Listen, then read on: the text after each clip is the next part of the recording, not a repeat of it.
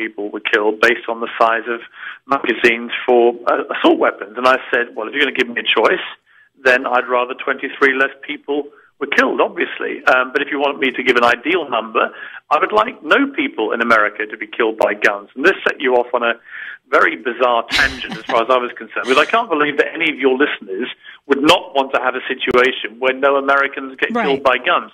And I assume that you would agree with me that the utopia in terms of gun violence in America is that there isn't any.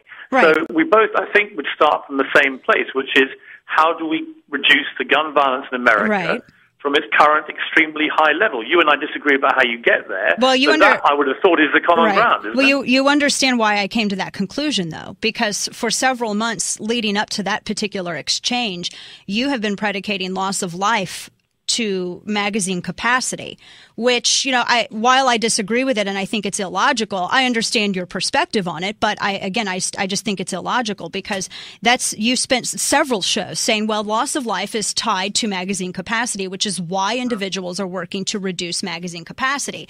And if that's true, then the logical conclusion of that line of thinking is to assume that the best conclusion, the best remedy is to have zero. That's the magazine capacity. No rounds in the chamber, period. Nothing in the magazine, period. But that's the piece you wrote. But of course, I never actually said it. So my point about you lying, you lied or you didn't hear me. It's your logic. When you saw the transcript, I quite clearly never said that I wanted to have zero magazines. What I said was I would like to have I never zero said that gun you did. tests. I never said you did. Several times. I never said that you did. My belief about magazines is this.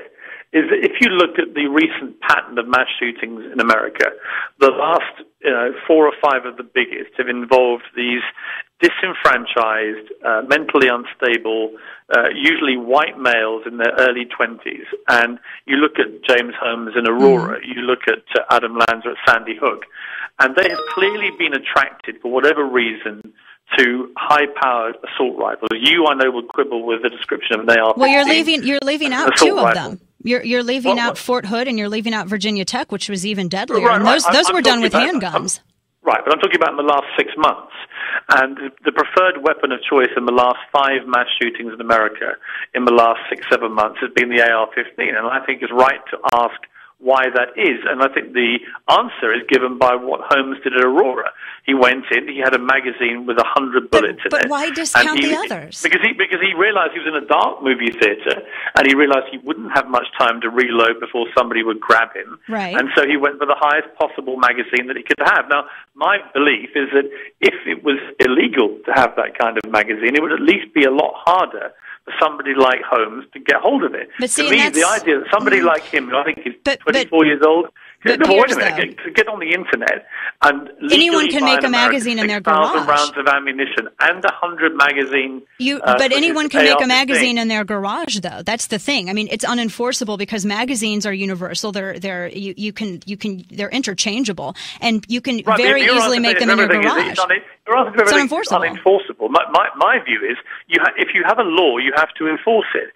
And there are many issues about gun violence in America, but one of the key ones you and I agree with that. is a failure by many police forces, in my view, in the country to correctly apply the law. Thank you. We agree on that.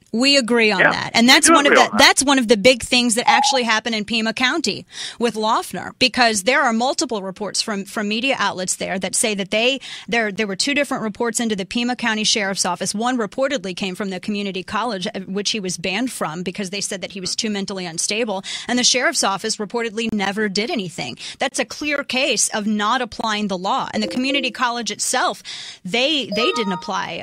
Their own protocol. But I agree with you that the law should be applied and is not being applied correctly in many areas of gun violence in America. Exactly. And I think that is a key so part we agree of it, on that. Is the abject failure to invest in mental health funding. But why? And various other issues. There are also things that we agree on, and I think that's important that both sides should come together where there's agreement. Right. My worry at the moment with the gun control debate is that the pro-gun lobby has been so effective and so loud and vocal that actually, in the end, I'm not sure what is going to happen, if anything, in terms of gun control. There's not even agreement on background checks, which I find absolutely extraordinary. The idea that people it's because there's so many false positives. Universal background checks, I find utterly baffling. It's because it's a ridiculous. The system is not implemented well, and it's impossible. Let me ask you this: can you hang on with me for a couple of minutes? We're up against a hard break. Would you be willing to hang on with me? Because we'll talk about that. Go ahead, no problem. Excellent. Hang on with me just for a minute. I appreciate that. We'll be back in just a couple of seconds, folks. And we have Piers Morgan on the line. Piers, I appreciate it. Thank you.